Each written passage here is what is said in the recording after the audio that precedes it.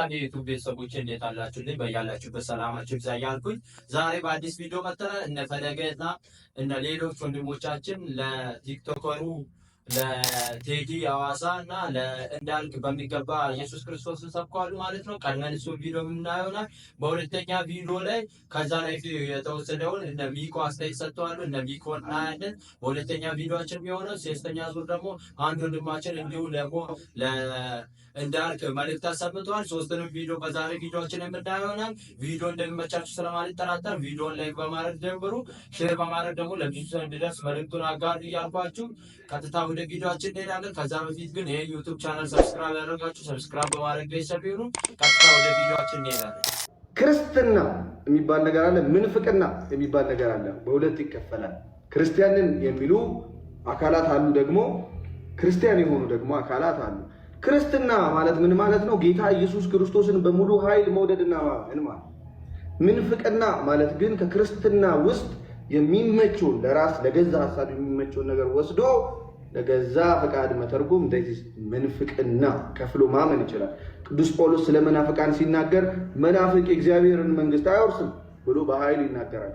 ወይ አንዳንድ ጥቅሶችን ላንሳ። ለምሳሌ ባይብል እንዴት ሰዎች እንዴት ባይብልን አንብበው መናፍቅ ሊሆኑ ይችላሉ ወደሚለው ማለት። ለምሳሌ የሐዋርያት ሥራ ምዕራፍ 2 ከቁጥር 21 ላይ የጌታን ስም የሚጠራ ሁሉ ይድናል ይላል። ምን ይላል? የጌታን ስም የሚጠራ ሁሉ ይድናል ይላል።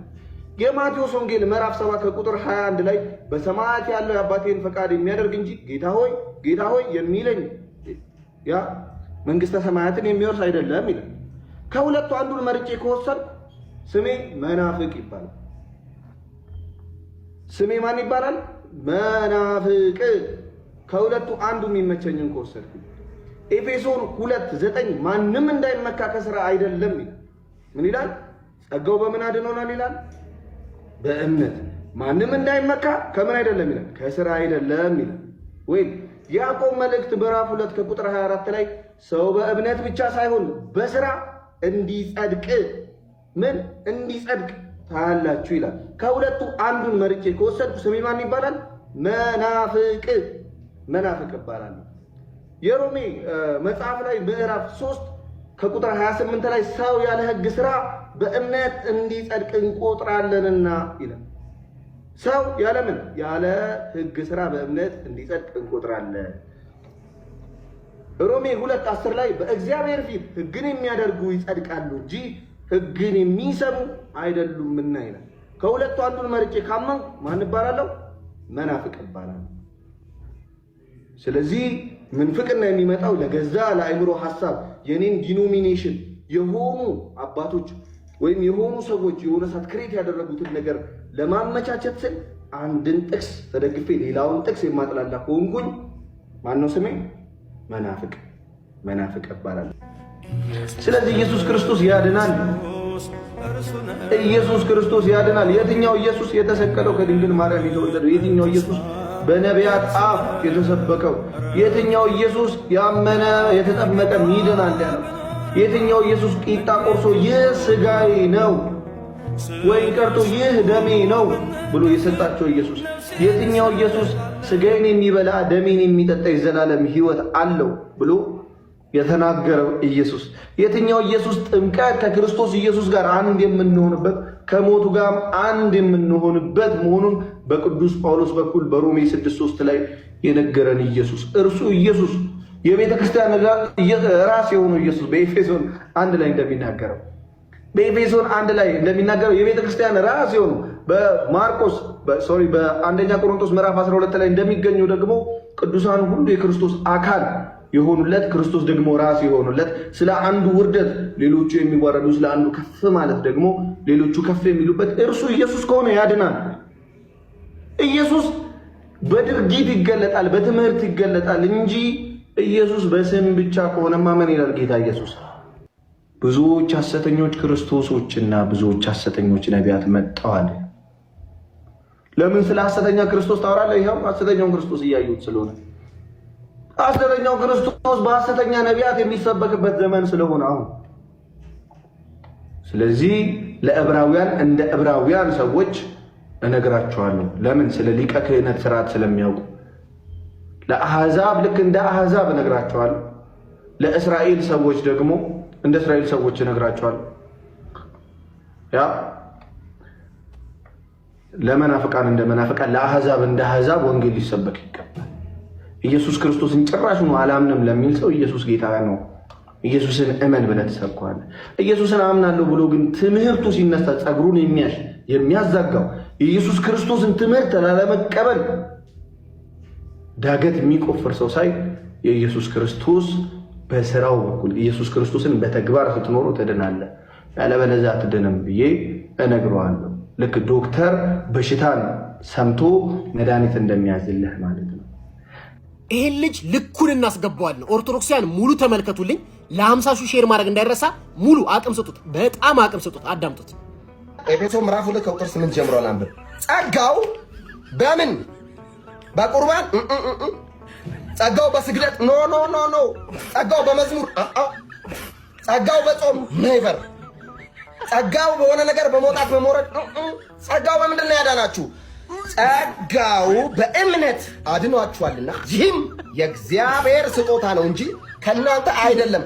የዳንከው እንዳልካቸው እውቀቱን አዘነበው። በዚህ ስለ ጮክና ስለ ተራጨቅ እውቀት አለኝ ብለህ እንዳታስብ። ምንም አይነት እውቀት የለም። መጽሐፍ ቅዱስ ስላንተ እንደዚህ ይናገራል። በፊልጵስዩስ ምዕራፍ 2 ከቁጥር 12 ላይ ስለዚህ ወዳጆቼ ሆይ ሁልጊዜ እንደታዘዛችሁ በእናንተ ዘንድ የመኖሬ ብቻ ሳይሆን ይልቁን አሁን ስርቅ በፍርሃትና በመንቀጥቀጥ የራሳችሁን መዳን ፈጽሙ ይላል። ስለዚህ አንድ ተፈጽሟልና ኃጢአት እየሰራ እየበደልክ እየሰረቅ ከቅዱሳን ጋር ብረት አደርጋለሁ ገነት እገባለሁ የሚል የቅዱስም ትምህርት የለም፣ የቤተ ክርስቲያን አስተምሮ የለም። በዚህ አጋጣሚ እንዳልካቸው ስላንተ እንደዚህ ይናገራል መጽሐፍ ቅዱስ ዮሐንስ ወንጌል ምዕራፍ 15 ከቁጥር 1 ላይ ተኛ የወይን ግንድ እኔ ነኝ ይላል። ማን? ክርስቶስ። ገበሬው አባቴ ነው ይልና ፍሬ የማያፈራውን በእኔ ያለውን ቅርንጫፍ ሁሉ ያስወግደዋል። ምን? ፍሬ የማያፈራውን በእኔ ያለውን ቅርንጫፍ ያስወግዳል። ልክ እንዳንተ አይነት ፍሬ የሚያፈራው ሁሉ ደግሞ አብስቶ እንዲያፈራ ያጠረዋል ይላል።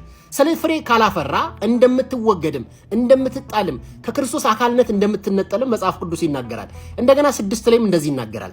በእኔ የማይኖር ቢሆን እንደ ቅርንጫፍ ወደ ውጭ ይጣላል፣ ይደርቃል፣ እነርሱንም ሰብስበው ወደ እሳት ይጥሏቸዋልም ያቃጥሏቸዋል ይላል። ጀስት ማለት አንተ ነህ ፍሬ የማታፈራው ክርስቲያን ማለት ነው። ጩኸት ብቻ። ቤተክርስቲያናችን ከምታምናቸው 5ቱ አዕማደ ምስጢራት አንደኛው በስላሴ ማመን።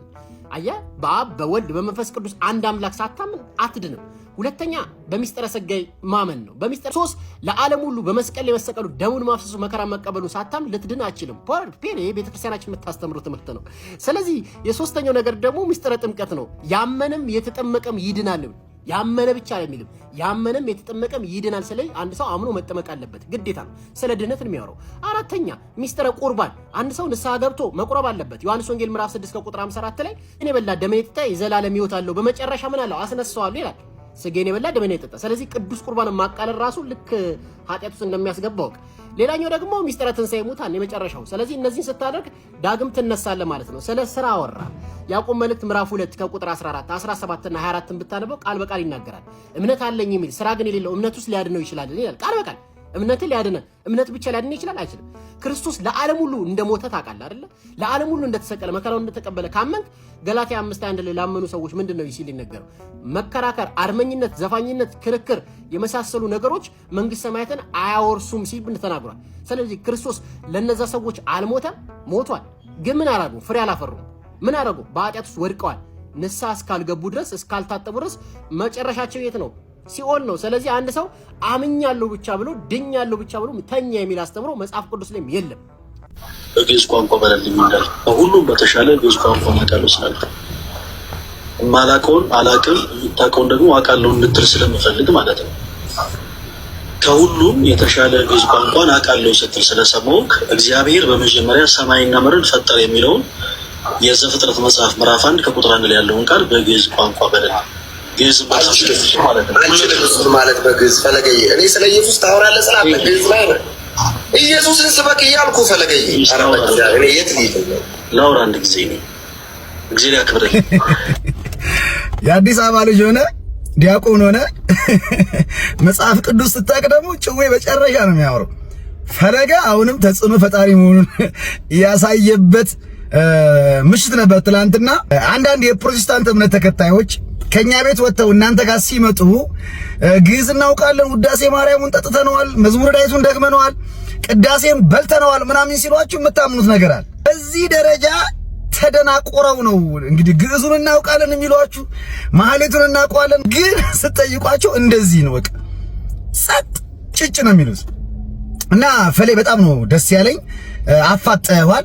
ስለዚህ የማታውቀውን ነገር ሁለተኛ አውቃለሁ እንደማትል ወንድሜ ከዚህ በኋላ እርግጠኛ ነኝ ማለት ነውና ምንም የግዕዝ ቋንቋ የሚባል ነገር ባለፈበት አልፈ አታውቅም። አንዳንድ በወፍ በረር የምታውቃቸው ግዕዞችን ማልማል ላይ ጣል ታደርገዋለህ። እሱንም ሰባብረህ እንክትክት አድርገህ ነው የምትናገረው።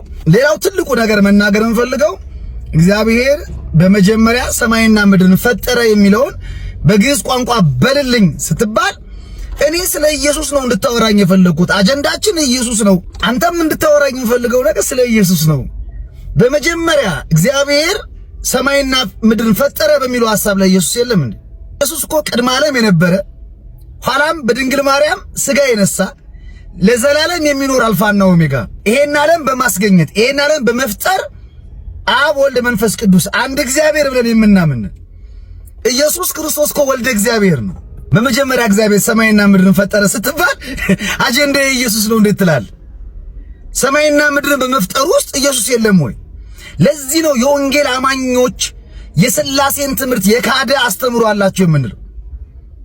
በቃ ኢየሱስ ብቻ፣ እግዚአብሔር አብስ፣ እግዚአብሔር መንፈስ ቅዱስስ። ስለዚህ በመጀመሪያ እግዚአብሔር ሰማይና ምድርን ፈጠረ ሲል እግዚአብሔር የሚለው ስም የአንድነት ስም ነው። እግዚአብሔር አብ፣ እግዚአብሔር ወልድ፣ እግዚአብሔር መንፈስ ቅዱስ። ይሄን ዓለም ያስገኘ ቅድስት ሥላሴ ዓለምን ስለመፍጠር ሲወራ ስለ ኢየሱስ አውራይ ማለት ኢየሱስ ዓለምን በመፍጠር ውስጥ የለም እያልከን ነው ወይ? እንዲህ ኧረ እባክህ ተው። አሁንም ከመንቦራጨቅ ውጣና በትክክል መጽሐፍ ቅዱስን ተረድተህ አንብበህ አውቀህ ብትወያይ ነው የሚሻለው። አንተ ለዚህ ትውልድ ገልጠዋለሁ የምትለው ኢየሱስ ሐሰተኛውን ካልሆነ እደግመዋለሁ፣ ሐሰተኛውን ኢየሱስ ካልሆነ ከእግዚአብሔር አብ ጋር የተስተካከለ ከእግዚአብሔር መንፈስ ቅዱስ ጋር ትክክል የሆነ እግዚአብሔር ወልድ ነው ኢየሱስ ክርስቶስ። መጽሐፍ ቅዱስ ሁሉ የሚነግረን ስለ ልጁ ስለ ኢየሱስ ክርስቶስ ነው። ልጁ ኢየሱስ ክርስቶስ ደግሞ ከእግዚአብሔር አብ ጋር ከእግዚአብሔር መንፈስ ቅዱስ ጋር የተስተካከለ ነው። በፍጥረት አንድ ሲጠቀስልህ ኢየሱስን አጀንዳ አይባልም። በመጽሐፍ ቅዱስ ጩጬ መሆን ከባድ ነው። ቪዲዮ ይመስል ነበርና መግቢያ ላይክ አድርጉ ብያችሁ ነበር። ላይክ ያላደረጋችሁ ላይክ አድርጉ። ቻናሉን ደግሞ ሰብስክራይብ በማድረግ ቤተሰብ ይሁኑ። በሌላ ቪዲዮ እስከምንገናኝ ቻው።